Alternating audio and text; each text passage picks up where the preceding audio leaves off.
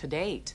And when it comes to safety, many neighborhoods are taking an active role in preventing crime in their community by taking part in National Night Out.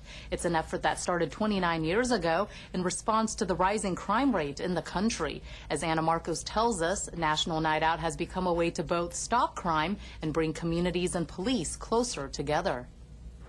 Ruben Hernandez may be missing his eyesight, but that won't stop him from leading a National Night Out march this week in his Koreatown community. LAPD officers from the Olympic Station will march side by side with him and community members, all with one goal in common: to stop crime in its tracks. 7 years ago, it was the worst community in Los Angeles in crime. So my quest was to go and start knocking at the door of many community leaders of different ethnic backgrounds. Koreans and Latinos was the most difficult thing to come together, but we did.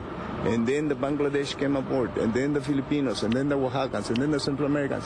And all of us now, we're working together because diversity is wonderful. Hernandez and police credit part of the neighborhood improvement to anti-crime events like National Night Out, a nationwide event in which people join with police officers in anti-crime activities like this for one night in communities across the country. It's showing our community that we're taking back the streets. We're showing the people that are causing crime or vandalizing the area and making this place an unsafe place to live and work, that it's our area. I want to encourage families, kids, everyone to come out, because you're never too old, you're never too young to make a difference in the community. Each year, this national crime fighting event grows bigger. Last year, it drew 38 million marchers around the country, and this year that number is expected to top 40 million. I'm Anna Marcos for LA This Week. Other police divisions throughout LA are also celebrating National Night Out this week. You can check with your local police station for details. A big boon for Los Angeles, as it's been selected yet again to play host to a big conference. Also, a respected local journalist is honored upon his retirement, and the Festival of Flowers. These stories and more in City Beat. Great news for the local economy, as the Entertainment Software Association selects Los Angeles as host city for its Electronic Entertainment Expo, or E3, for another 3 years. The 2012 conference, which was held at the Los Angeles Convention Center in June, resulted in 30,000 total hotel room nights with a $40 million citywide economic impact. That's according to the Los Angeles Tourism and Convention Board. The 2013 conference has been set for June 11th to the 13th, so book those hotel rooms. It will mark the 17th time E3 will be held in Los Angeles. Both Councilwoman Jan Perry and Mayor Antonio Villaraigosa released statements applauding the news. Councilman Paul Koretz honored a crucial figure in the history of Los Angeles journalism, Yet Locke. Locke recently retired from CNS, or City News Service, a subscriber-based news service that covers news in Southern California. Yet Locke, who is here with his beloved wife, June Liu, has just retired as Executive Vice President of City News Service after 40 years of tremendous leadership and remarkable service. I'm greatly honored by this recognition today, and I shall always cherish it. Prior to joining City News Service, Locke was press secretary for the office of Los Angeles Mayor Sam Yorty. Fiesta de las Flores, or the Flower Festival at El Pueblo, recently transformed the entire monument, including Olvera Street, into scenes from Los Angeles' historic past. It's an annual event that attracts amateur and professional photographers alike. The free event featured Aztec dance, folklorico, mariachi, banda, and more. Children were also treated to face painting at the family-friendly festival. City council members and members of the public in council chambers last week got a preview of the 17th annual Central Avenue Jazz Festival when performers gave audiences a little taste of what the festival is all about. And among the performers was Donto James, musician and the son of late jazz great Etta James. Each year on the last weekend of July, we celebrate homegrown talent and jazz greats, blues, and Latin jazz with this free music festival that attracts over 35,000 people over the two-day weekend. The annual event highlights the rich culture and heritage of Central Avenue, or the Avenue, as it was known during its heyday from the 1920s to the 1940s. And now that you've had a little taste of the festival, reporter Saida Pagan takes us to Central Avenue for the real deal, the 17th annual Central Avenue Jazz Festival, where folks from all corners of the city came out to experience the summertime tradition. Music lovers from all over Los Angeles gathered on Central Avenue recently, listening to smooth jazz from a variety of local artists. The historic Dunbar Hotel on 42nd and Central served as the perfect backdrop for this year's festivities. The music, the food, and the fun were all part of LA's yearly tribute to the rich culture of Central Avenue. The Avenue, as it is known, has a musical tradition dating back to the 1920s and is considered to be the birthplace of West Coast jazz.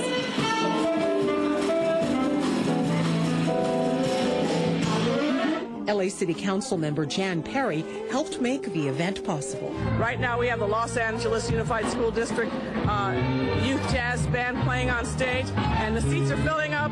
There's lots of good food, lots of vendors. Council member Perry's office partnered with a nonprofit coalition for responsible community development to put on this free weekend-long festival. Lovely time. Really enjoying it. Enjoying the music, food. Can't wait to recommend it to my friends. A highlight of the jazz tribute was this giant display. It shows pictures of area residents who have lived or worked around Central Avenue over the years. Organizers say all of this is a testament to the unifying power of music. For LA This Week, I'm Saida Pagan. Dozens of private, public, and nonprofit sponsors joined forces to make the festival possible. They included the LA Department of Cultural Affairs, the LA Conservation Corps, NBC Universal, and Coca-Cola. And in this week's list of things to do, an event at the zoo for adults, the Queen of Cabaret at the Bowl, and Olympics for kids hosted by a local museum. Zoos aren't just fun for kids. There's something for everyone, young and old. On Friday, August 10th from 6 to 10 p.m., the zoo is holding its Brew at the Zoo event for those 21 and older. This special event allows zoo guests to tour some of the zoo's most popular habitats, including the new Lair exhibit, while sampling beer from local breweries. Upon arrival, zoo guests will receive a 4.5-ounce collectible sample glass with 14 tickets to exchange for samples. There will also be live entertainment, including musical performances, stand-up comedy, and music from local radio stations. Tickets are expected to sell out and should be purchased ahead of time by going to lazoo.org/brew. The spectacular icon of stage and screen, the Queen of Cabaret, Liza Minnelli, returns to the Hollywood Bowl for a special one-night-only appearance on Saturday, August 11th at 8 p.m. The winner of Tonys, Golden Globes, a Grammy, an Emmy, and an Oscar, Minnelli commands the stage with ultimate showbiz star power. The Hollywood Bowl is located at 2301 North Highland Avenue, Hollywood, but you are encouraged to take shuttles to the bowl. For shuttle and ticket information, go to hollywoodbowl.com. London may be the host of the 2012 Summer Olympics, but locally, the Japanese American National Museum is playing host to the Japanese American Olympics on Saturday, August 11th, which will feature fun Japanese American games. You'll get to take part in a Jankenpo or rock, paper, scissors tournament, basketball free throw contest, and an origami design contest. There will even be a medals ceremony. The event from 11 a.m. to 5 p.m. is part of the museum's 14th annual Summer Festival on the Courtyard and is being held in conjunction with the museum's exhibition, Folding Paper, The Infinite Possibilities of Origami. The Japanese American National Museum is located at 100 North Central Avenue in Little Tokyo. More info can be found at janm.org. And that's a look at some upcoming things to do. It's hard to get off the couch sometimes and to get moving. That's why one city leader is making it harder for you to say no by enticing you with the scenic bike ride of our city and an ice cream treat. Cyclists ring in an annual summer tradition. The man at the helm, Councilman Tom LaBonge, leads what he calls Tour LaBonge every summer, a series of bike rides through different parts of the city that lets people see their neighborhoods on two wheels. Good for your health, number one, and then you see the city in such a way that you don't see driving or even walking. It's a beautiful way to see the city. On this night, cyclists young and old met up in front of Roosevelt Municipal Golf Course, south of the Greek Theater, to embark on a 2-hour bike ride. And they rode in style with LAPD escorts. We got excellent support from LAPD, and we have our bike officers here. It was fun. We were covered all the time by policemen, so it was good. The hills proved tough for some participants. It was tiring. Lots of hills, up and down. But not to worry. Well, we got a ride for the last quarter, so we're feeling fine. Backup vehicles were available to offer a lift to those in need, and at the end of it all, a reward of popsicles and ice cream bars for everyone. But the real treat for many was the ride itself. We ended up by the LA River, and it was pretty nice down there. The river was clean, cleaner than I have seen it in a long time, and they've done a lot of work on it, and it made it a nice bike ride. I'd do it again. Another convert to what city leaders hope will turn into a way of life for all Angelenos. Riders must be at least 12 years of age, and everyone must wear a helmet. There is one more ride left this summer. To find out, go to tomlabonge.com.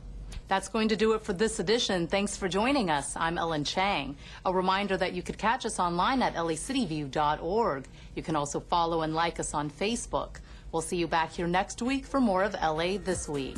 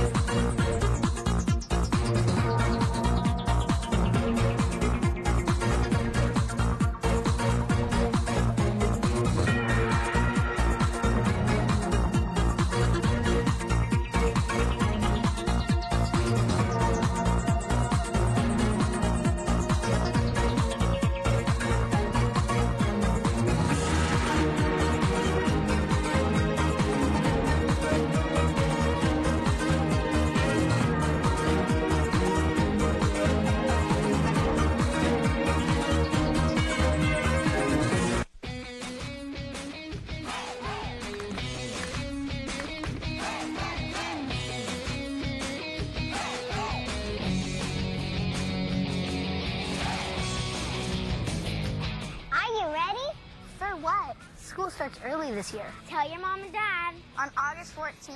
Don't forget, LAUSD starts school on August 14th. On August 14th. See you there.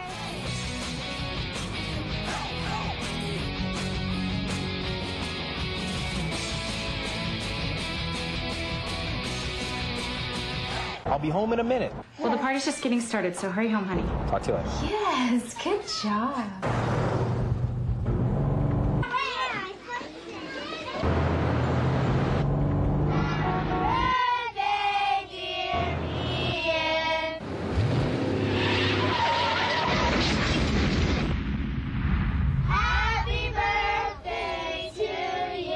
Slow down. Your family is waiting for you. Watch the road. Hi, I'm Nina. This is my daughter Miranda, and we live in Silver Lake. We love the cultural diversity of Los Angeles. You're watching LA City View, Channel 35. Our city, our channel.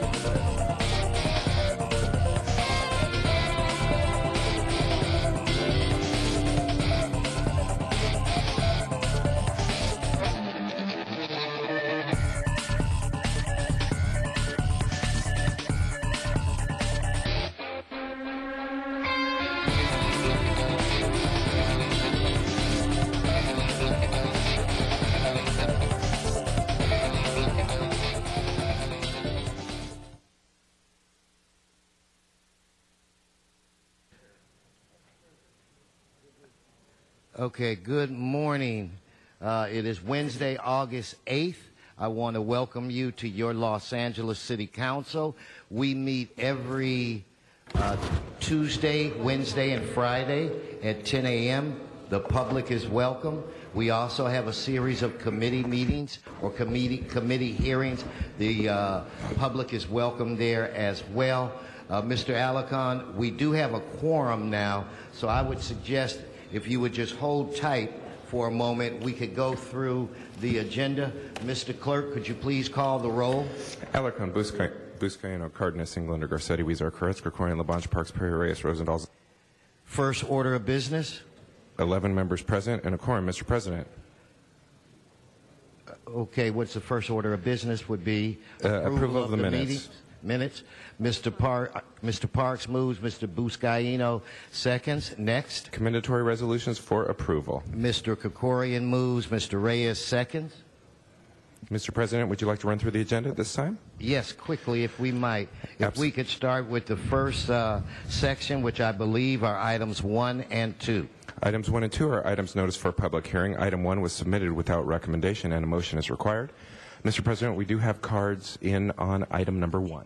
Okay, so let's just hold item 1. And what about item 2? Can we move forward on item 2? Yes, sir. Okay, then let's open the roll, close the roll, tabulate the vote. 11 ayes. The next item is, or section, are items 3 through 10. Yes, sir. Items 3 through 10 are items for which public hearings have been held. Members, specials, Mr. Buscaino. Item 5 for Mr. Cardenas, please. Okay. Mr. Parks. Have 10 heard so I can vote no on it. That's all. Wait, I didn't hear you. That's it. I just like 10 to be heard so I can vote no on it. That's all. Okay, let's hold 10. Okay, on the Mr. Weezer.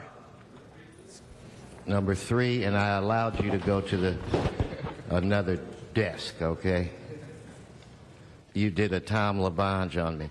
On the rest of the items, let's open the roll, close the roll, tabulate the vote. 11 ayes. Okay. Next section is 11 through 30, Mr. Clerk, am I correct? Yes, sir. Items 11 through 30 are items for which public hearings have not been held. 10 votes are required for consideration. Okay, without objection, those items are now before us. Do we have cards? No cards, sir. Okay, members, specials. Members, we are on 11 through 30. Are there any specials? Okay, on those items, let us open the roll, close the roll, tabulate the vote. 11 ayes. Mr. President, a number of those items are ordinances, and we do have 11 members. Unless they're reconsidered at a later time with 12, they will go over 1 week. It is my objective to have those reconsidered when we have another member present. That brings us to the final section, which would be items 31 through 35. Yes, sir. Mr. Krikorian, could you give me a feel for where you are on items, the closed session items 31 through 35? Can we come back to that in a minute? Let me just come back to that. Okay, so why don't we hold all of those items? So, Mr. Clerk, that brings us back to presentations, correct? Yes, sir. Mr. Alarcon, and I don't know much about this group that you are honoring today other than those are my fraternity colors, black and gold. So you guys are definitely okay in my book, and welcome to the Los Angeles City Council. The floor is yours. Mr. Weston, notwithstanding your tremendous accomplishments, you don't get any credit for this one. It's my pleasure. This young man to my left was recognized in the Daily News recently, and I thought we should bring him into City Council because he's done something very special. As you see, he has rallied his troops to join him as well. I'm speaking of Amit Dani, who who hails from Chaminade and is 15 years old and has done something very special. When he was a young man, at 6 years old, he had a speech impediment and had to get therapy to learn. And when you hear him speak, you'll be shocked because there's no indication of any kind of speech disorder whatsoever. In fact, he has become a debater and a very talented speaker and debater. And if you know of Chaminade, our Deputy City Attorney Dion, of course, graduated from Chaminade, and as you know, it's a very highly academic school. His story, however, was that he had... Thank you.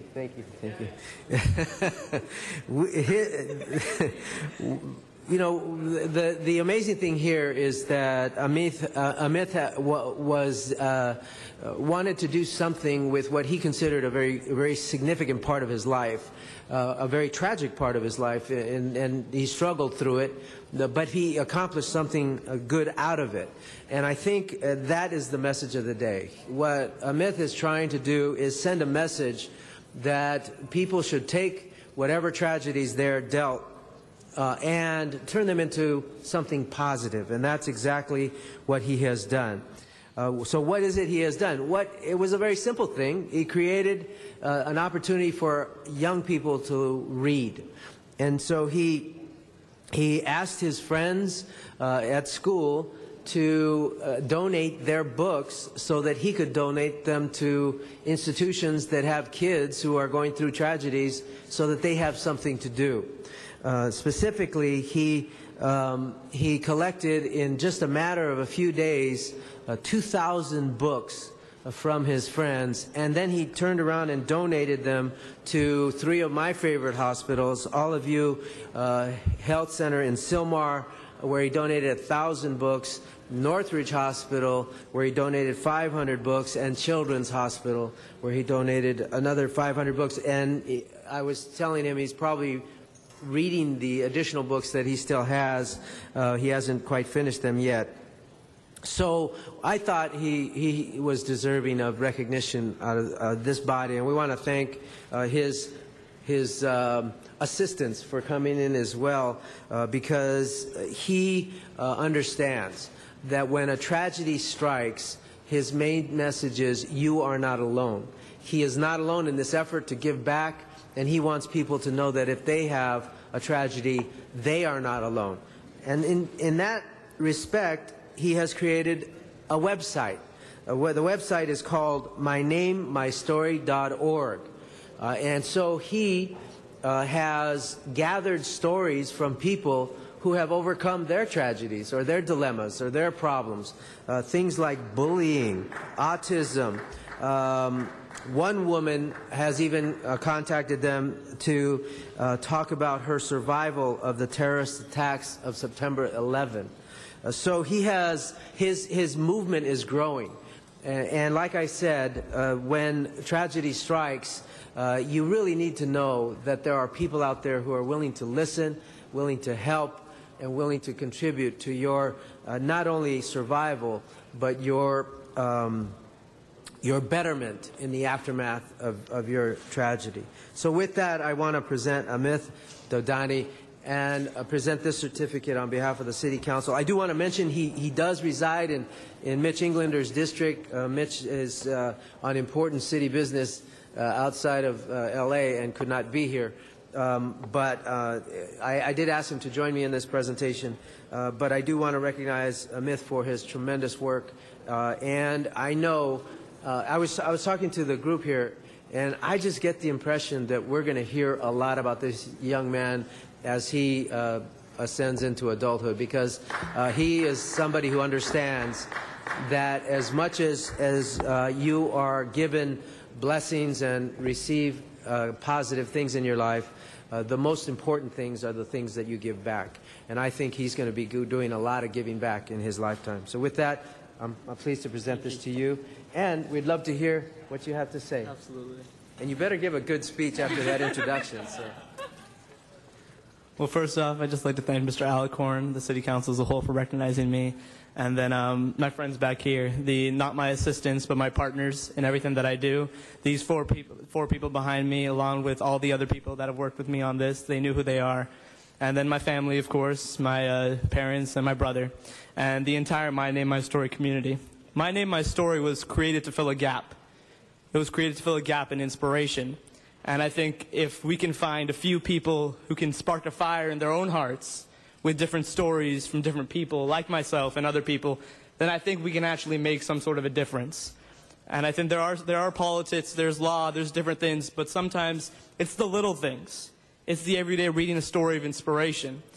It's seeing that one kid who succeeded in life when no one else thought he could. And I think sometimes it's seen as a cliche, but in reality it really makes a difference. So My Name, My Story takes a multi-pronged approach with, one, the website, two, the tangible impact of the book drive, three, the people behind me who work, and they make it special. They're the ones who are out there every day telling people to submit their story, telling people that they can change the world. And I think if we can find, and I hope that you hear more of us, that we grow, and the movement to change things and make some sort of inspiration in the world is started, then I think that we can truly, like our motto says on my t-shirt, hope, believe, succeed, and inspire. So thank you.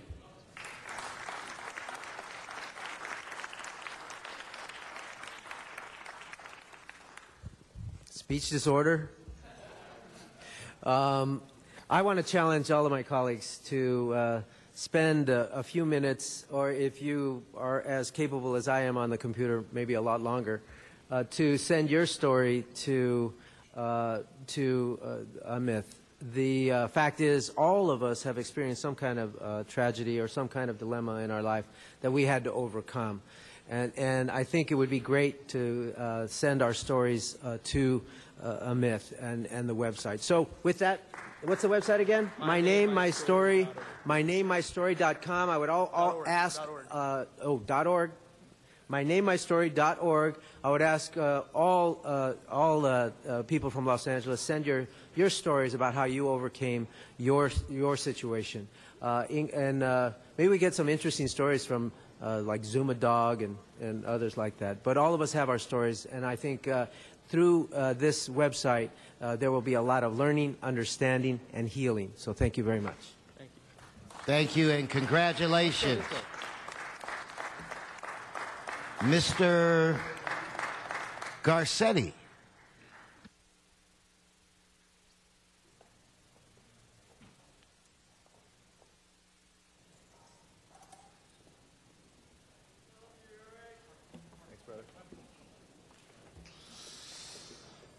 Thank you very much, Mr. President, and thank you so much for that inspiring presentation, Mr. Alarcon.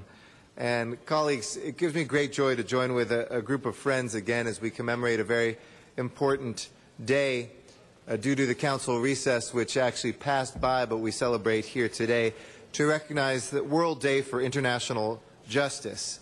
And I'm joined by fellow human rights activists who have worked for many, many years, decades now, I suppose. You guys can all come up, yeah, to recognize this very important day, not only for us here locally, but globally. World International Justice Day is an effort to recognize the emerging system of international criminal justice. And I'm happy to recognize the efforts of the members of the International Criminal Court alliance. I used to serve on the board before I came to City Council with the entire Los Angeles community. We often have commemorated here, whether it's the Armenian genocide, whether it's the Holocaust. We've looked at too many genocides, war crimes, crimes against humanity, and previously there had been no way for the international community to respond. It was after Nuremberg that the promise was made that there would be set up an international criminal court of justice, and yet that day never came because of the politics of the Cold War. It was also the Tokyo tribunals that they set the precedent for the international courts, and then there were ad hoc tribunals that came out as a result of the conflict in the former Yugoslavia and Rwanda. But despite successes in these temporary tribunals, international crimes continue to be committed without a clear path for justice or for the victims. But this year marks the 10th anniversary of the Rome Statute, which established the International Criminal Court. And I'm proud to note that this year calls, therefore, for a special celebration. The first verdict came from the court this past March, finding Thomas Lubanga guilty of enlisting and conscripting children under the age of 15 and using them as child soldiers in the Ituri district of the Democratic Republic of the Congo. This is just one verdict, but it shows that the International Criminal Court is not only useful, but is one of the greatest advances of international law in history. The progress of the past 10 years has been phenomenal, and the Lubanga verdict is a milestone, highlighting the court's leading role at the center of this new and innovative system of international justice created by the Rome Statute. We know that there have been many indictments from the Sudan to elsewhere that have been issued as well, and it puts those who would commit crimes against humanity, those who would try to commit genocide, those who would try to take this entire world and the human rights that we stand for and turn them on their heads, that they are on notice, that the world is watching, and that there are consequences. We now have 121 nations that have supported the International Criminal Court, and I have no doubt that it will continue to aid in stopping widespread atrocities. Each year that we commemorate World Day for International Justice gives us more reason to do a little bit more of soul-searching and to give thanks to those who work to ensure justice on a global level, and to call on our country to join those nations that have been a part of the International Criminal Court. I want to commend these Angelinos. A friend of mine who works on torture issues of torture survivors here in Los Angeles says Los Angeles is the city of second chances. Folks come here from around the world to make sure that we as a global city are a voice for global justice as well. And these astounding community activists have positively impacted the fight against international war crimes. I want to thank Sean, Shireen, Kathy, Jim, the entire crew that is here today. Their work is the reason why every celebration should be seen as a milestone, and each year we get one step closer to seeking and achieving international justice. It's because of people like you wanting to make a difference, and this is something we can all relate to, that I declare this past July 17th as World Day for International Justice in the city of Los Angeles, and I'd like to ask Shireen or Shadi, dear friend and co-chair of the ICCA, to say some words. World Day for International Justice.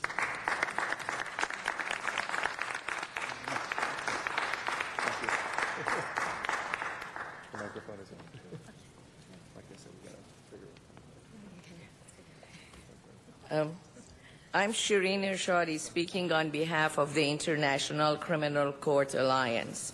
Your resolution commemorating the agreement by the international community to create the world's first permanent international criminal court is symbolic of the support of the people of Los Angeles, and the symbolism is important.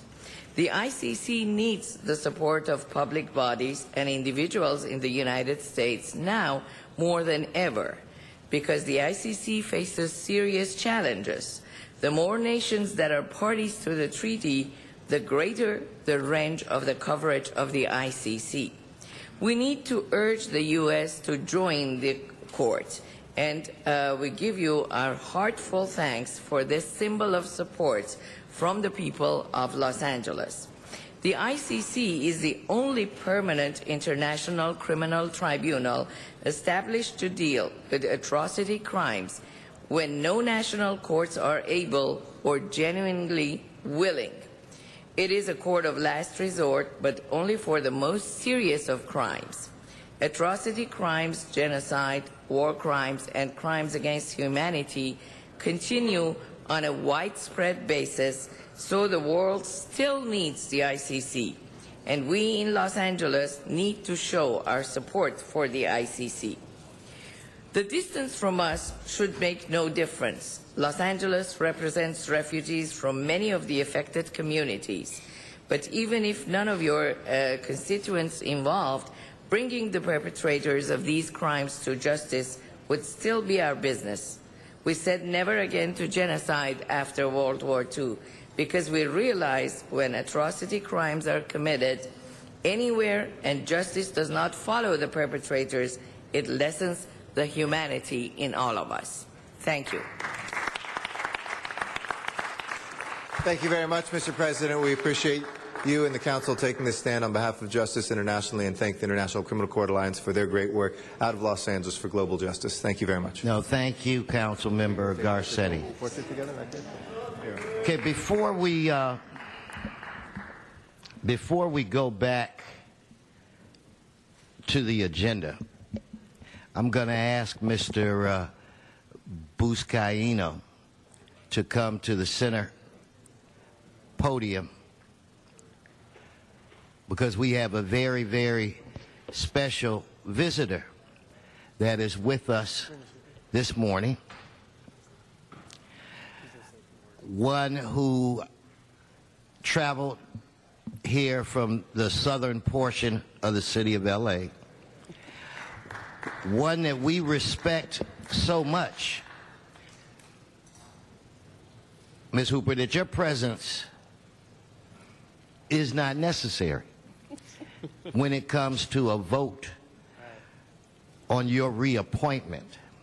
Your service to the city speaks for itself.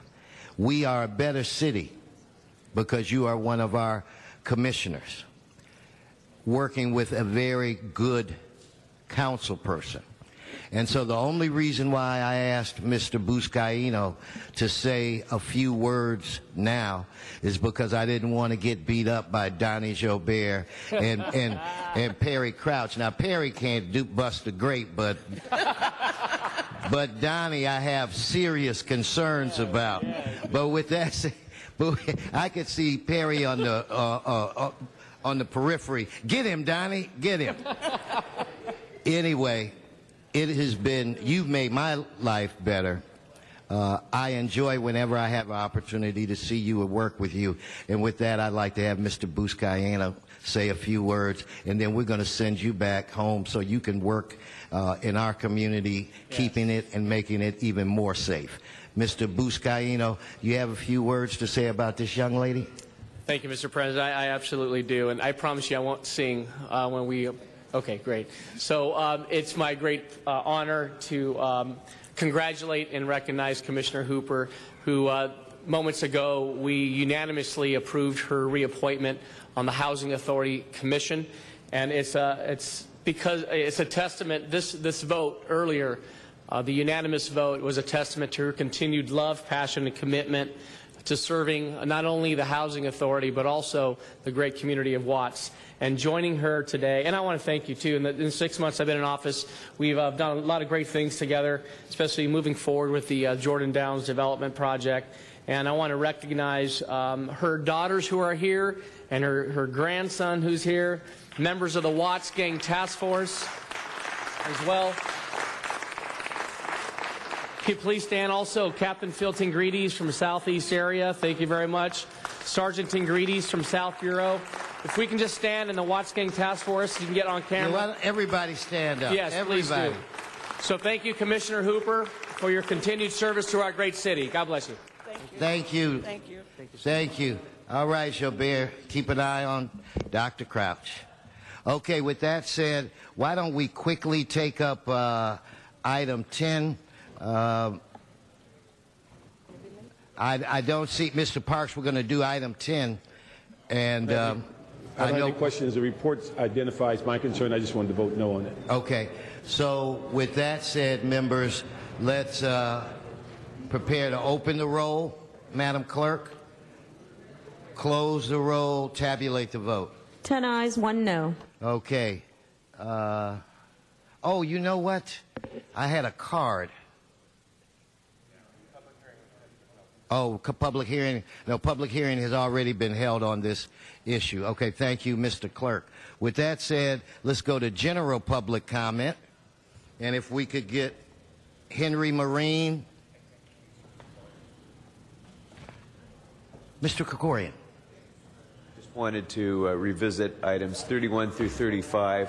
All of those matters can be resolved in open session unless members have questions or concerns. Okay, why don't we give that a go, and then sit tight, Henry, and let's see if we can go through these items 31 through 35. Mr. Clerk, yes. You're required to read these items. Yes. Yes, so sir. If we could start off with item 31. Very good, sir. Item 31, in the case entitled Brendan Collins et al. Versus City of Los Angeles, there's a recommendation to expend up to $186,999.32 to pay a judgment for pre-judgment interest and settlement of attorney's fees. For item 32, in the case entitled City of Los Angeles versus Unified Parking Service Incorporated, there is a recommendation to approve an offer of compromise relating to Unified Parking Service Incorporated, in which Unified agrees to pay the city a total of $957,000 to stipulate that the sheriff release to the city an additional $50,428.52, which was collected through keeper and bank levies, and to dismiss its cross-complaint against the city. Item 33, in the case entitled Michael Hunt, Matthew Dowd versus City of Los Angeles, there's a recommendation to expend $128,045.38 for an award of attorney's fees after appeal. Item 34, in the case entitled Posner versus City of Los Angeles, there is a recommendation to expend $400,000 in settlement. And item 35, in the case entitled Paul Fasseth versus City of Los Angeles, there's a recommendation to expend $200,000 in settlement. Okay, on that, let us open the roll. Yeah. Close the roll. Tabulate the vote. 11 ayes. Okay, what's next, Mr. City Clerk? Mr. President, I believe you were going to general public comment for items not on council's agenda. Okay, Mr. Marine, please come forward.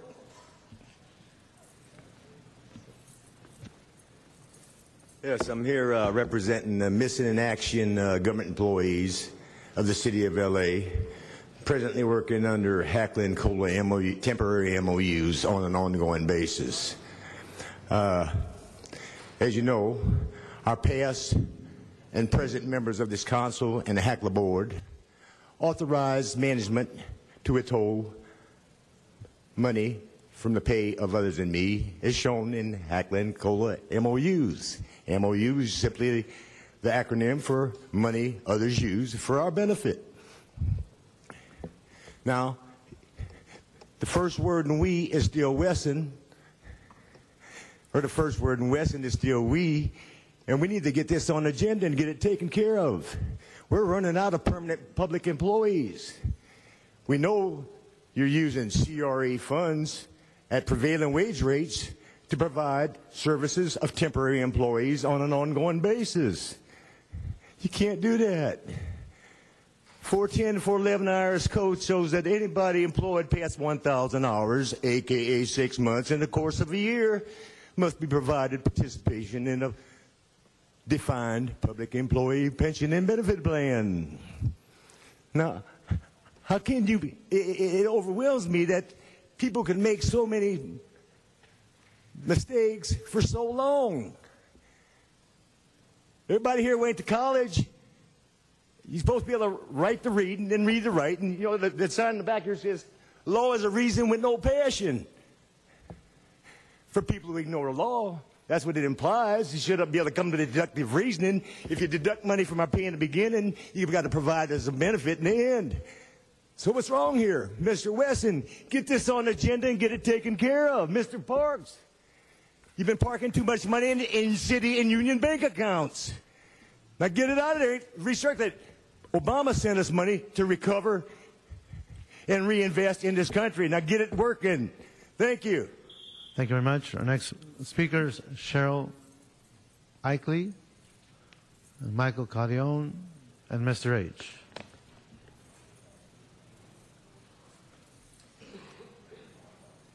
Thank you. My name is Cheryl Eichley, and I live in District 4, and I'm a member of Occupy Los Angeles, and today I speak for myself. I'm sorry I'm not dressed professionally like I usually like to come in these chambers, but I have a lot going on. This is the 6th or 7th time I've come to City Council in regards to the LAPD political repression of the Occupy movement. It's my understanding at last roll call at the last art walk, the LAPD had a zero tolerance for chalking, and we all know the violence that came from that. I'm hoping that this month the LAPD can have a zero tolerance for police violence, because that would actually be a lot better. The day before the last art walk, the Ninth Court Circuit of Appeals ruled that police officers could be held liable for shooting projectiles into peaceful crowds to disperse them. The LA Times reported on that the same day as the last art walk. The police are saying they're arresting chalkers for California Penal Code 594, which specifically says that to arrest, to be charged with that, it would have to be a malicious crime. That means it's either evil, immoral, or malice, which I'm going to think the city's going to have a hard time defending that in court. The city attorney has declined to prosecute any of these chalking arrests. I believe the city is doing selective enforcement. Joel Moeller, the executive director of the nonprofit Art Walk, actually had Street King, an energy drink company, spray paint their logo all over the sidewalks in the Art Walk area. Not only that, we've got the mayor handing out chalk. We've got Walmart protests where nobody's being arrested for chalking. We have Ciclovia where there's chalking on the streets. And then the Weingard Center in. Can I get your attention, please? I realize you guys have really important jobs, but I came down here to speak, and I'd love your attention. Thank you. We're going to have an event, Occupy LA. It's called A Better World is Possible. It's going to be tomorrow night in Pershing Square, 7:30 to 10:30. There's going to be music, food, arts and crafts, a really, really free market. Thank you for your time. Thank you very much. Michael Carrion.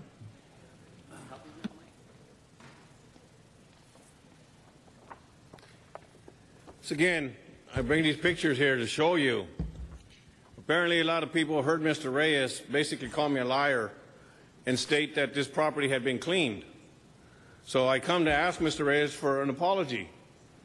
But I guess, like Ms. Perry once said, ego and pride gets in the way from the city council members here, and their machismo won't allow it. So this is fact. This picture was taken the day before that I said this wasn't done, and you said it was already done. And this picture was taken after I left city council. As you can see, they're still doing it, basically barely doing the outside. So either Mr. Reyes is a straight-faced liar, or he was misinformed by his staff, once again.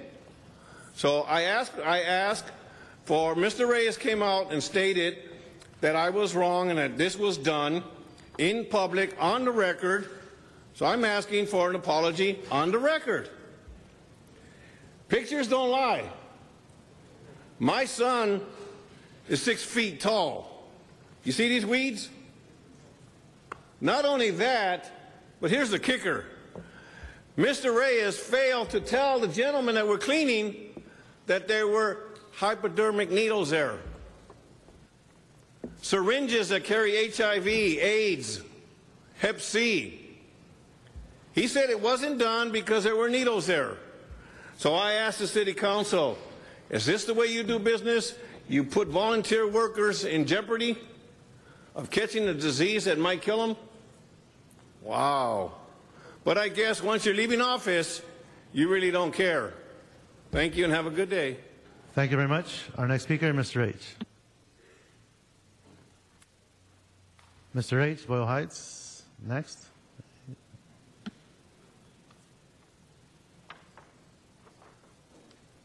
Citizens of Los Angeles, the U.S. Department of Justice Civil Rights Division Disability Rights Section states under Title II of the American with a Disability Act, Section 504 of the Rehabilitation Act of 1973, discrimination complaint. The discrimination complaint is this: where is your love for humanity? Such a great talk, Mr. Garcetti, about humanity for global-wise. How about citywide? How about the people who sit out on Highland here in your local area on the streets, the homeless population. These are the people we should care about. These are the people that need your assistance, Councilman, Mr. Labange, Mr. Reyes, Mr. Alarcon, Mr. Huizar, and Mr. Koretz. These are the vulnerable population of people that sit on your streets daily with no support, no help. Is this city business? Is this the idea of what we're creating in our society? Gentrification of homeless people without a shelter, living on the streets on a temporary basis? Shame on you. Right, Mr. Reyes?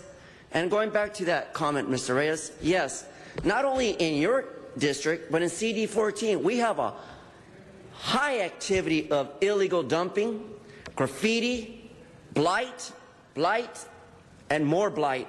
And I challenge any council member to come out with me and clean our community. Let's bring it on, because you know what? I'm ready to take on that challenge. So let's clean up our community. Let's support those people who need your help, because this is city business. This is what general public comment's all about. Reality, interest in the population of your voters. And again, Zuma Dog for mayor. David Salzberg for mayor. You got my vote. Thank you very much. We have Councilman Garcetti on the queue. For the previous speaker, if you are interested on Highland and others, we do have and we do care about those individuals, something called Hollywood Forward. It's Hollywood number 4 WRD.org. Not only do we care about those individuals, we have learned the name of every homeless person in Hollywood, and we're case managing each one and taking them off the streets in a pretty innovative model. It already has about 175 people out of the 800 and something we found who have permanently been taken off the street without falling back there. We'd love to see you. I know you can't get to all parts of the city, but if you ever want to come to that meeting in Hollywood, we'd love to have your involvement, and it's something that the business community, the faith community, the government community, and also the neighborhood council community is very engaged in. We'd love to see you there too. Thank you, Councilman Garcetti. Mr. Clerk, what's before us? Mr. President, that takes council back to items called special. Okay, and that would be the next item? The next would be item number 1, called special for cards. Okay, we do have several cards on this item. We have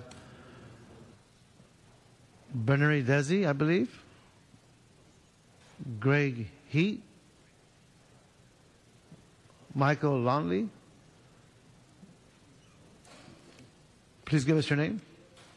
Yes. Hi, I'm Greg Heat, and I'm here to request a full environmental impact report be conducted for the new proposed DOT facility. I own a property 200 feet from the proposed facility. I've been inventing and manufacturing at this location for 36 years, and this project could devastate my business. My neighbors and I have never been contacted by the DOT. We have questions about traffic congestion, fumes, noise, the fuel storage tanks, the number and types of buses involved, bus routes, permanent street closures, and on and on, as this project threatens to change the very nature of our community's environment forever. The DOT documents make the claim that this project would bring no impact to the area, and therefore they need not prepare an EIR. Of course, this is absurd. The chatter of shrill air tools and backup alarms from the 24-hour service bays and the rumble and exhaust of 50,000 new bus passings a year will disrupt my sensitive audio work and force me to relocate.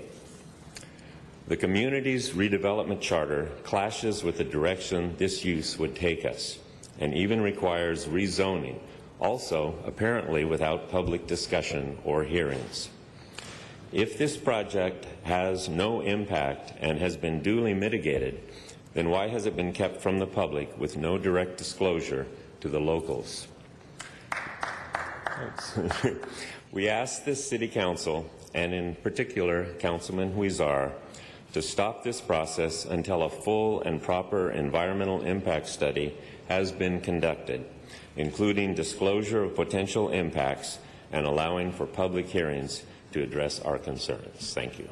Thank you very much. Our next speaker, I believe, is Bernard Orsi, then Michael Longley, Dr. Perry Crouch, please come on up. I am Michael Lumelli. I am representing Amaze Bakery, which owns and operates a warehouse directly across the street from the proposed DLT facility. My concerns are the increased traffic added to our already narrow single-lane streets, air quality from the continuously running engines, soil contamination from very large fuel storage tanks capable of supplying a large fleet of several hundred buses, and the fire risk involved, and the change of the zoning. We are in a CM1 zone and not a M3, which I believe is required. M3 allows nuisance-type operations to be conducted, which would impact our property values. Currently, we have loading docks on our property that could accommodate food-length tractor trailers. The proposed street closure of Hewitt would restrict the access of semi-trucks required to exit our property. We were never formally notified of this project. To allow this project would adversely affect our property value and our operation. Thank you.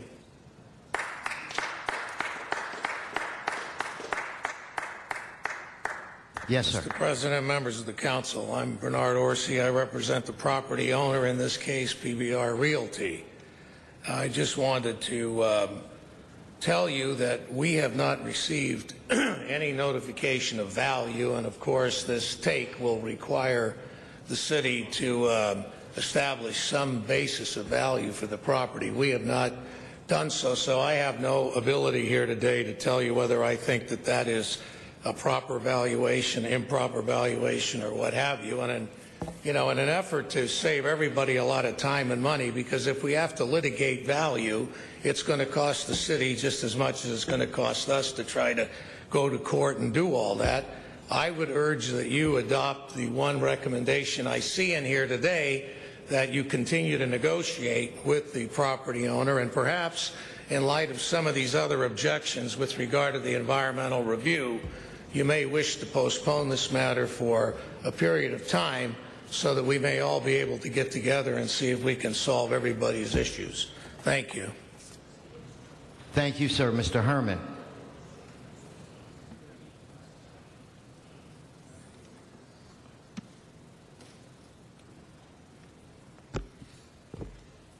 Citizens of Los Angeles, is there such a thing called zoning violations? Are we for or against? The question is, how can we submit without recommendation for a complete study of the impact of this project or projects that Mr. Weezar on the Broadway corridor again is the highlight? Please, Mr. Corrigan, thank you. And so going back to that, what's more important? What is more important? The interference of people's lives and not just where they live and their business or home? Which one is it? You've got rid of the population homeless off the streets there and pushed them on to Spring Street and Cesar Chavez. I don't see the church across the street helping them out to put them in a cool place to chill out. But going back on this subject and matter, Dion, air quality, again, how it impacts us. So, Dion, when I speak and write my letter to Kevin DeLeon's office and petition the senator to work hard to look into this action of this repulsiveness that you're creating on the corridor of Broadway just for business purpose, shame on you. Mr. Weston, this is not about the condemnation matter on 503 Ducoman Street. I recommend that there be further study on this issue on item 1 and to be forwarded into the next council hearings to be addressed for transparency, no backdoor policies of local government, but expose it to the population of residents that live in these affected areas. Thank you. Thank you, Mr. Herman. Okay, that concludes the comment, I guess, general public comment. At this time, Mr. Clerk, I'd like to have a vote. Oh, Mr. Weezer, I just see your name on the queue. Did you want to? No, I understand that there was no recommendation out of committee, so I was going to, this requires a motion, so I was going to make the motion to approve it. And colleagues, this item has been 2 years in the making. I know that some public speakers came out and mentioned that they have not been in communication, but several departments have been working on this matter for over 2 years, and it's for a bus maintenance and inspection facility for Dash Downtown and commuter express buses. So, Mr. President, I believe a motion is necessary. I can make it at this time if that's your wish. Yes, and I'll second. Okay, so I motion to approve the recommendations submitted to Council in the Information Technology and General Services Committee report. Okay, no more speakers on the queue. Let's open the roll, Madam Clerk. Close the roll. Tabulate the vote. 12 ayes. Okay. Mr. Clerk, I'm going to ask for a vote of reconsideration on all of the ordinances. That would be item 1, 3, 12, 13, 14, 15, 16, and 17, because we now have 12 members present. And I also would like to include Mr. Reyes needs to make a statement on item 19, so we need to add that in the batch for reconsideration. Very good, sir. If I may, item 1 was just approved with 12 members, so that doesn't need to be reconsidered. Okay. And item 3 has yet to be considered, sir. Okay, so on the ones that that we have already voted on. Very good, sir. That would be items 12 through 17 for the ordinances, and item 19 for an amendment from Councilmember Reyes. Okay, and on item 8, that's forthwith? Very good, sir. So the vote, members, is for reconsideration. If we could open the roll, close the roll, tabulate the vote. 12 ayes. So those items are now before us. So on all of the ordinances, we're going to vote on them at this time. Very good, sir. This vote would be for items 12 through 17. Again, 12 through 17. Thank you. So with that said, Madam Clerk, if you could please open the roll, close the roll, tabulate the vote. 12 ayes. Thank you. Mr. Reyes, do you want to? Yes. Thank you, Council President. I just wanted to include that we add a community-based artist in the Art Oversight Committee in this process. It did not come out in the notes, but I want to make sure for the record that that is a formal request that came out of committee. Thank you. Thank you. Okay, there. Ms. Perry. Mr. President, on item number 10, I was away from my desk and I wanted to change my vote to a no vote. Okay. Do we need to do reconsideration? Yeah, I'll do that right as soon as we deal with item 19. Okay, so now we're on item 19. Madam Clerk, if you could open the roll, close the roll, tabulate the vote. 12 ayes. Okay, now there's been a... Okay, I've been informed, Ms. Perry, that your no vote would not change the outcome of the vote, so that we can just record you as a no vote on that item. So from this moment, you're recorded as a no on item 10.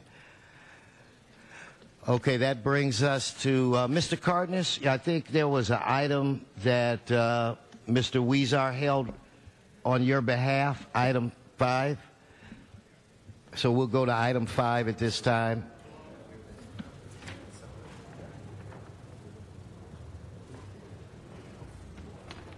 The floor is yours, Mr. Cardenas. Okay, they don't need to read it. Would you read the, it's been a request that you read the item by Mr. Cardenas, Mr. Clerk.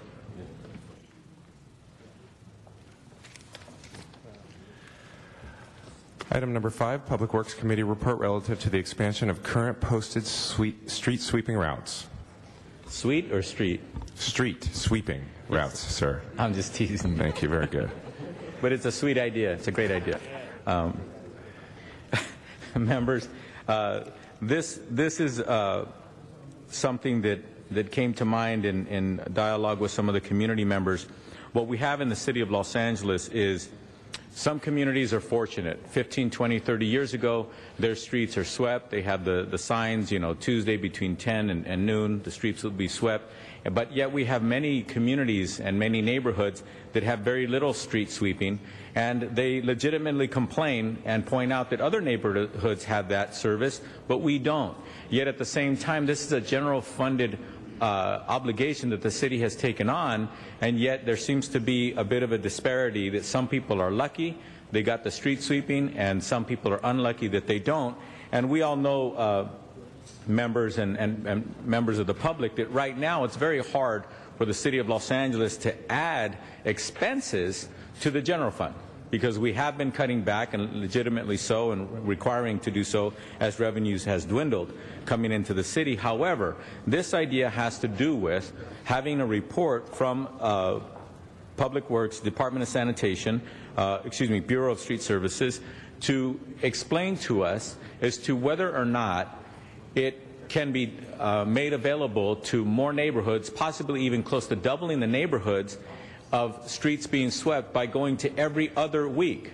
And I have yet to hear from environmentalists or engineers or what have you that going from 1 week, every week street sweeping on Street X, to every other week, that has any detrimental effect. But if you think about it, if you have a street sweeper that, say, in my area, has an area on one side of Laurel Canyon in the community of Arleta, and then all of a sudden we say, well, sweep those streets every other week, and then but go to the other side of Laurel Canyon and pick up equal territory on the other side and sweep those streets every other week. Now you've doubled the amount of street sweeping going on in that neighborhood of Arleta, yet at the same time you have not added one more employee, you have not added one more street sweeper, you have not added any more encumbrances on the city, yet you've doubled the amount of street sweeping going on in that neighborhood. So that is the basis for this motion, and what I'd like to read into the record is a verbal amendment to this motion that actually this is the verbal amendment, to instruct the Bureau of Street Services to work with the CAO in preparing the report to analyze moving the street from weekly posted routes to bi-weekly posted routes and the number of additional miles that could then be swept.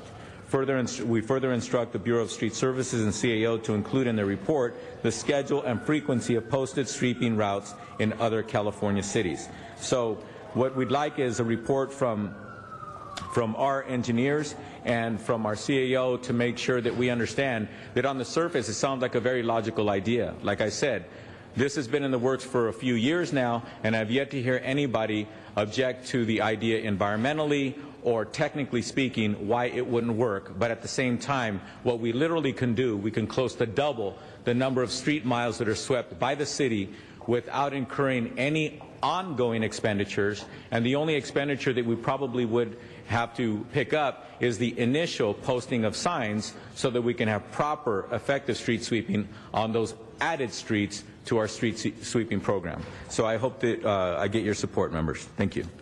Okay, so before I call on Mr. Labange, I want to ask Mr. Herman. Mr. Herman, had this issue or this item not been amended, a public hearing was satisfied, but it has been amended. I was informed that you had a card to speak on item 5, so I'd like to afford you that opportunity. If you still want to speak on item 5, please come forward to the podium, sir. Mr. Herman. Under check and balances, where's the equality, Mr. Cardenas? To cut a service that the city says we're not in a recession 5 years ago, as you mentioned, at a time when there's not enough business generated by the city due to the fact that there's no check and balance. And to cut this short, let's take responsibility and accountability. I'm against this idea of this new amendment.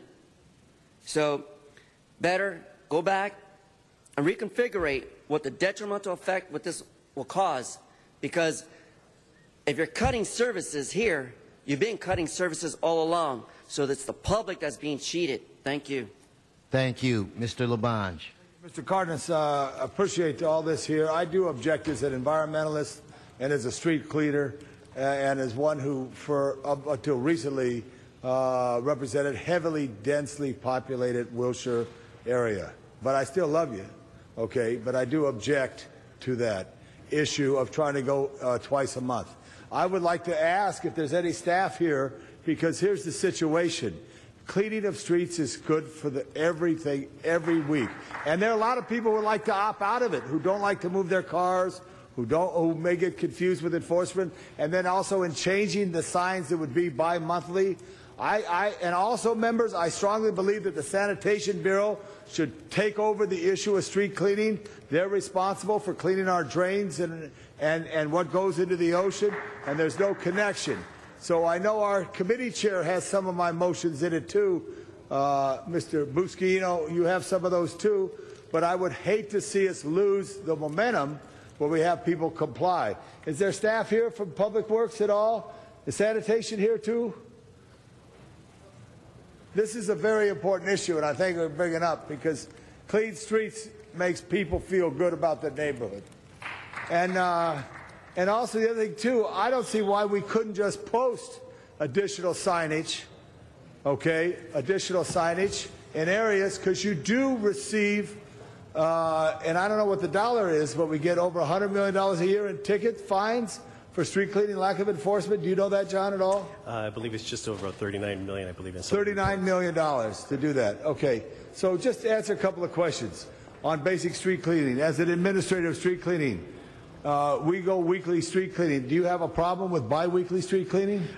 What in Public Works Committee, what we'll evaluate the routes in the council district. It all is based on if the street qualifies, how much debris is in the gutter area. It does require us to evaluate that if in fact it is on a weekly reason for that there is enough debris in the gutter for weekly cleaning. If you do have bi-weekly cleaning, it would cause more debris in the gutter area. But you've cut out select system street cleaning overnight, correct? What we did there are a weekly sweep on the select. But you've reduced a lot of street cleaning. We have reduced them, yes we have. You know, which is why I wanted to go to sanitation, because they have the opportunity. Sanitation, could you address any of this right now? Because you're in charge of keeping the gutters clear, the drains. Alex Halou for the Bureau of Sanitation. I mean, we have taken over the trash receptacle program on the street. We provide the collection for the entire city of Los Angeles. We have not looked at the street sweeping as that's something council will have to direct. Well, we're going to ask you to, because I think the drains are so clogged, and we don't maintain them, and the sweeper drives around them because they're too clogged. So I'm big on this issue, and I think it's great that we're able to discuss this here. But if going to change anything to bi-weekly, I would not support anything in any part of the city, basically, because of you lose the momentum and the confusion that takes place. Because John, I've known you a long time, right? Yes, sir. Okay, what week of the month is this right now? This week, right now? See, I don't know either. Okay, I rest my case. Thank you very much. Thanks, ma'am. Mr. Cardenas. Thank you very much. I appreciate your thoughts, Tom, and I love you too, but sit down, gentlemen. Don't go anywhere. Sit down. Please sit down. John is your name? Yes, sir. Where have you been for the last few years that my office has been talking to your department about this motion?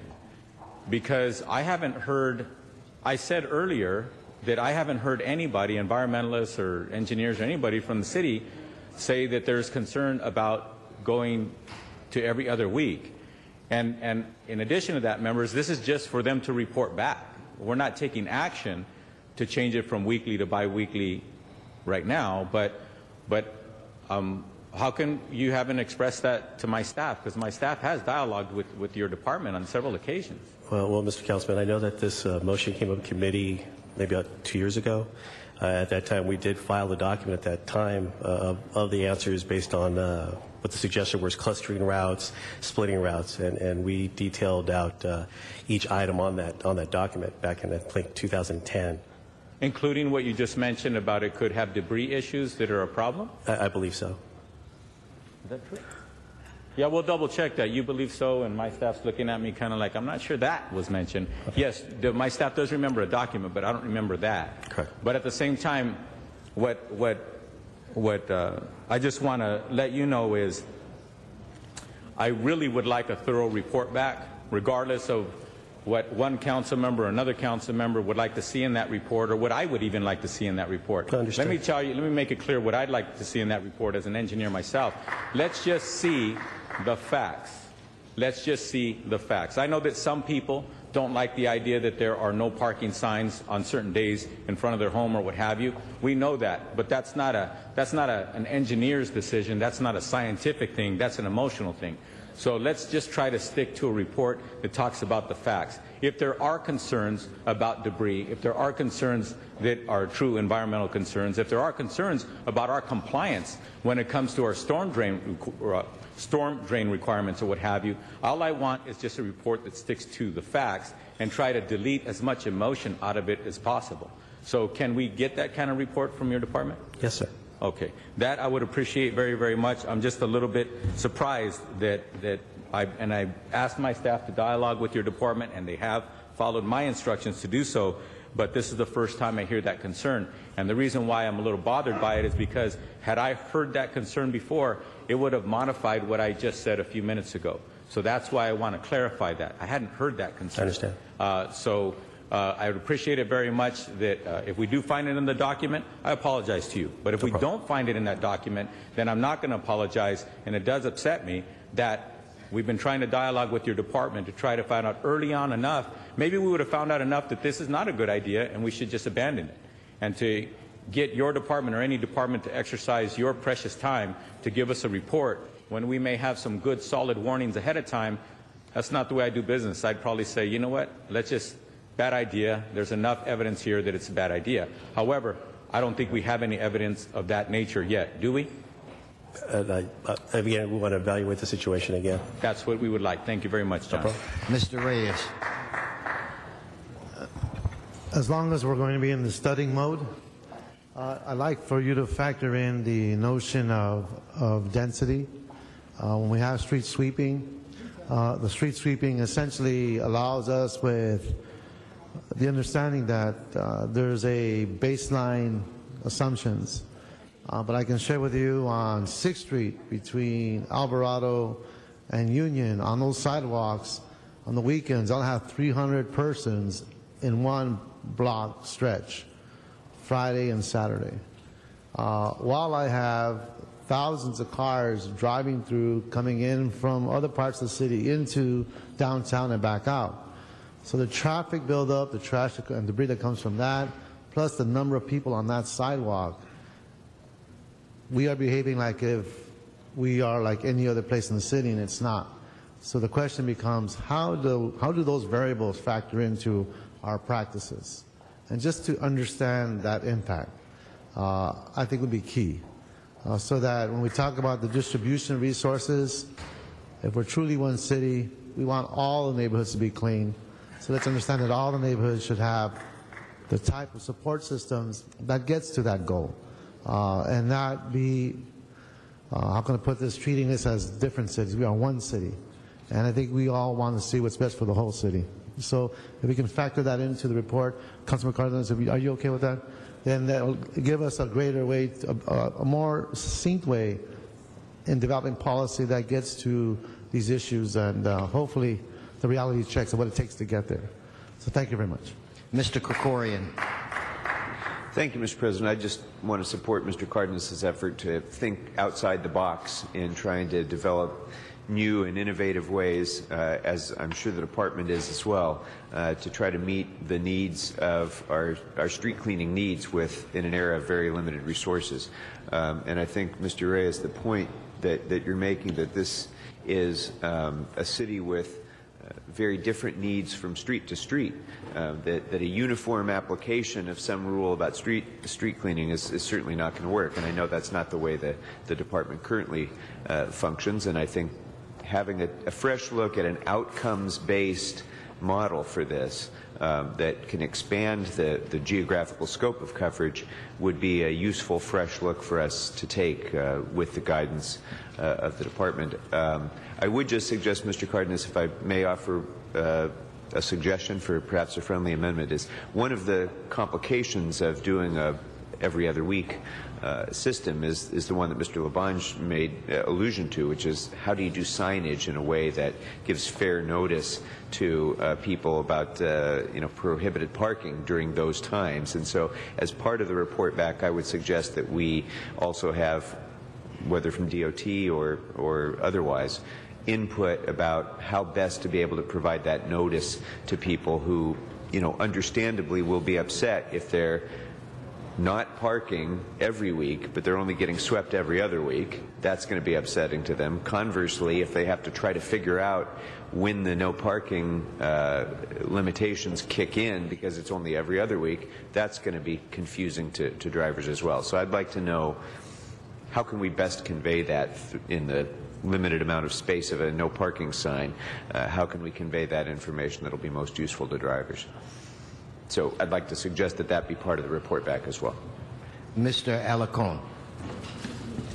Council members, the last expansion of street sweeping was done by me in the 90s when I chaired the Public Works Committee and looked at the services throughout the city and found that my district had the fewest number of posted street sweeping areas in the district. I don't know if that continues today. I assume it does because Sunland Tujunga does not have a lot of street sweeping services, and that's the area where I have expanded. But I think this is a great idea, and I think we ought to fully explore it seriously. One of the most expensive parts of this is the one-time expense on putting up signs. But Mr. Krikorian, I think it could simply be solved by coming up with a sticker that you can post on top of the existing sign that says every Tuesday. Instead of saying every Tuesday, say every first and third Tuesday during those times. I believe it'll alleviate some of the parking problems that we've seen in some of the street sweeping areas on those days. But more importantly, it'll help clean some of the areas that never get cleaned. And my district is one of the highest areas of concern. And I'll tell you what, the reason is that quite frankly, Gilbert Lindsay was the chair of the Public Works Committee for about 182 years, and essentially his entire district had street sweeping. And that was at great expense to the rest of the city of Los Angeles. But those communities that did not have that kind of political power were not able to get street sweeping. And so I think if we can expand, there should be no issue of debris because you're reducing the amount of debris you're pushing in those areas that are getting swept weekly. The math doesn't calculate to me. But in any case, it's just not fair. It's not fair that one community will be swept once a week and other communities are swept once every 5 or 6 weeks. Yes, it is. What is the rate for those that do not have street sweeping signs? About 8 weeks. 8 weeks. I'm sorry, I was wrong. It's 8 weeks, Tom. They've continued to increase it. I live in the city, and I know how to count sweeper tracks. And in 11 years that I've been here, they've only been up my street 3 times. But that's okay. Not everybody gets it, but I understand what you're saying, Richard, about Gil. So if so many parts of the city are getting swept 8 weeks, every 8th week, that's just not fair when a huge chunk of the city is being swept once a week. That is, frankly, that's an elite system, and we need to be more serving to all the people of Los Angeles. Thank you. Mr. Cardenas, is this to close? Yeah. Thank you, colleagues, for speaking. I appreciate your words, and also. And you'll need a second too, Mr. Cardenas. Okay, thank you. Hopefully, we can. Thank you, Tom. Thank you. You gave my staff precious time to look at that document, John, that you referred to, and my staff just looked through that document, and the document does not refer to concerns of debris if we go every other week. So again, if I was a bit concerned that we missed it, but we didn't miss it because it wasn't in there. I understand. So I look forward to a very robust and full report, certainly with all the things that were added to this request of the department, and then on the report back. But also, And just a brief, quick summary, Riverside, Santa Clara, Oceanside, Chino Hills, there's easily a couple of dozen or more cities in California that actually have every other week street sweeping. As Councilmember Alarcon pointed out, it might say first and third or second and fourth or what have you. And that's why I'll read again what I read into the record, my verbal amendment as to be what is to be part of the report. The schedule and frequency of posted sweeping routes in other California cities. So my point to you as engineers and giving us the analysts along with the CAO's office is for us to go and see what the good ways in which it's working, the concerns and bad things that are happening or may not be happening. So I think that we have enough evidence as to every other week street sweeping right here in California that we could go ahead and research and then learn from their mistakes or learn from their successes. So again, I want to thank you very much for trying your best to apprise us of this issue, but I look forward to a very complete and thorough report from the department, and also thank you, Tom, for seconding. Okay, let us, Madam Clerk, prepare to vote on this item. Let's open the roll, close the roll, tabulate the vote. 12 ayes. Okay, I think, Mr. Clerk, that leaves us with item 3. That is correct, sir. And I'd like to ask if Mr. Herman would come forward. I know that I do have a card from Mr. Herman on item 3.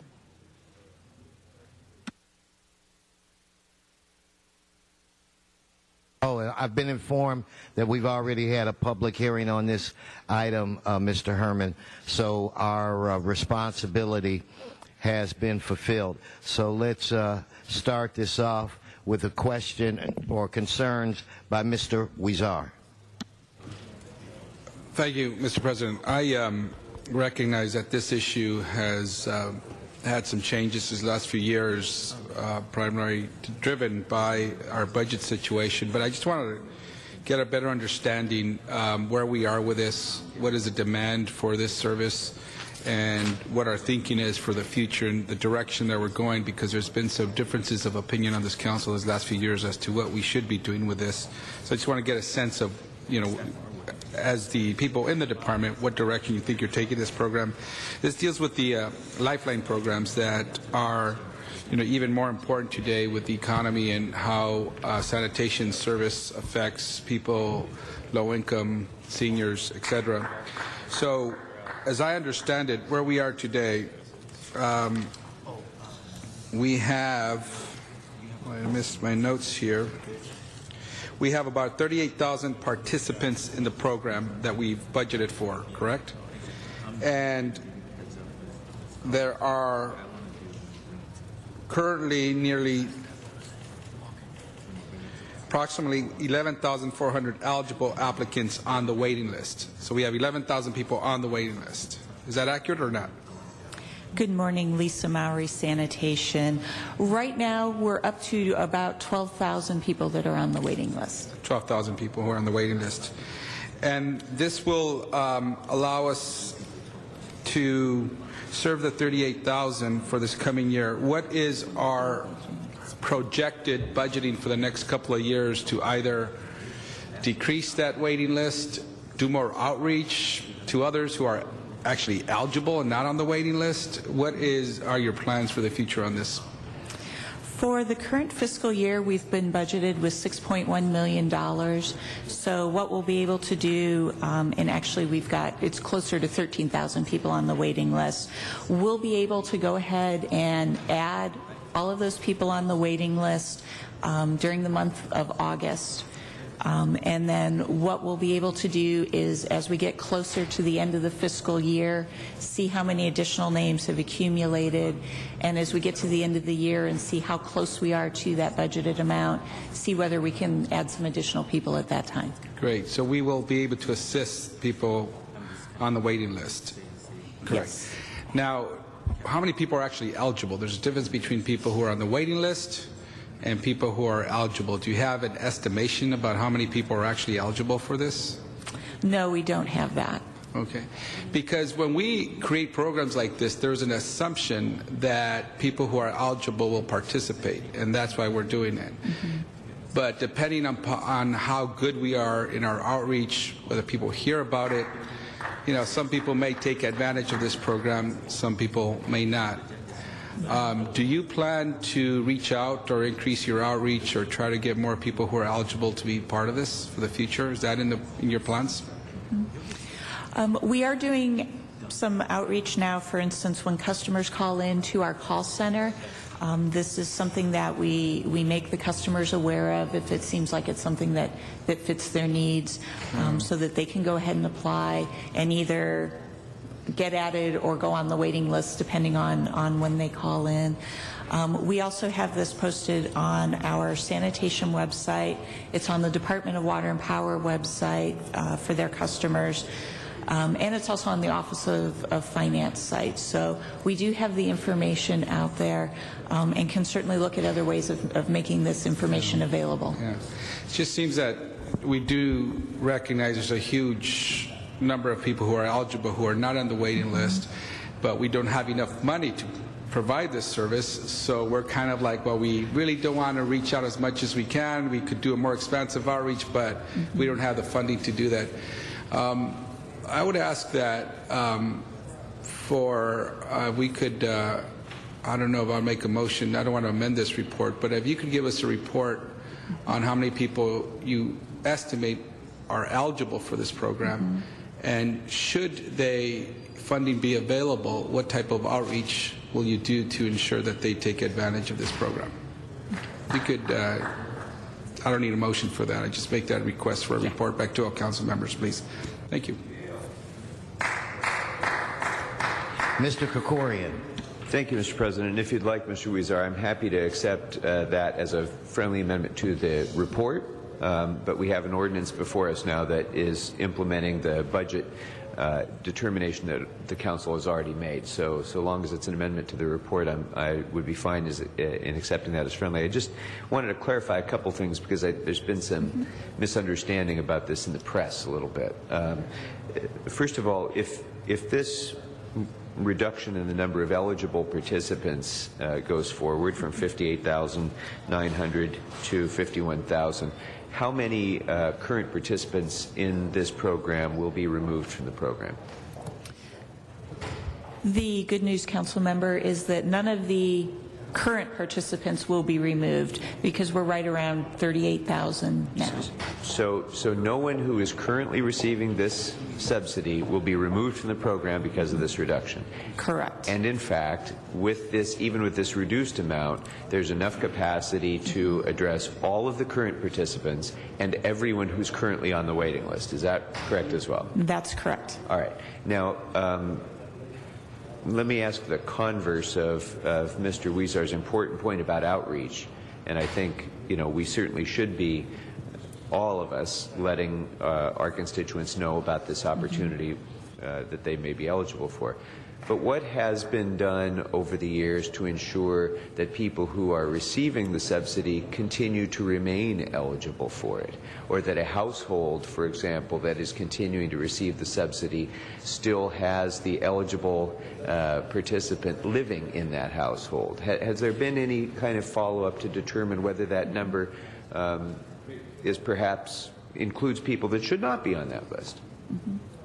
We had a major recertification effort back in 2011 where we reviewed all of the customers. They had to submit updated information, and we had many customers removed at that time. Our next scheduled recertification is summer of 2013, okay. Where we'll go through and we'll make everybody recertify again. Very good. Thank you very much. Thank you, Councilor Krikorian. Seeing no one else on the queue, let's open the roll, close the roll, and tabulate the vote. 12 ayes. Okay, that takes us to the next item. Mr. Clerk, where are we now? Mr. President, Council has motions for posting and referral. They've been posted and referred. The desk is clear. Okay. Members, any announcements? Seeing none, adjourning motions. Please stand. Everybody please stand in the chamber for Adjourning motions. You have an announcement? Okay. Councilor Labange, please. Members, just want to announce Mr. Alarcon in committee yesterday. We had a discussion about pools, and also we had a discussion with the general manager of Recreation and Parks, John Kirkmuckery. He assured me he's going to use his creative skills to continue to keep the pools open. I was going to call for an emergency motion, but he said he's going to find a creative skills that he possesses, which we all know John's a very effective manager, to keep the pools open till at least Labor Day. And that's very important because they were scheduled to close on Monday because school opens on Monday. So check with your offices, but I want to thank Mr. Muckery as we go forward. Thank you. Thank you, Councilor Labange. I believe Glassell Park area will be very relieved with that news. Okay, any other announcements? Seeing none, adjourning motions. Any adjourning motions on this side? Seeing none. Councilor Labange. Marvin Hamlish, who we all loved his music, died at 68 years old. Collapsed after a brief illness. Marvin became one of the youngest students ever admitted to the prestigious Juilliard School of Music in New York, and we know of his top hits that he created in the 70s and 80s, dominating Broadway as well as Hollywood. Born in New York, a composer, had over 40 film scores, many of the scores which you would know, and especially The Sting, which was so good, Scott Joplin's rendition of that ragtime music. He was one of only 11 people to ever be awarded an Emmy, a Grammy, and an Oscar, and a Tony. One of only 11. He was also one of 2 people to have won those 4 prizes, and also a Pulitzer Prize. He's survived by his wife, Terry, of 25 years. Asked we adjourn in memory of a great American artist, Marvin Hamlish. Thank you, Councilor Labange. Any other adjourning motions? Seeing none, this meeting is adjourned.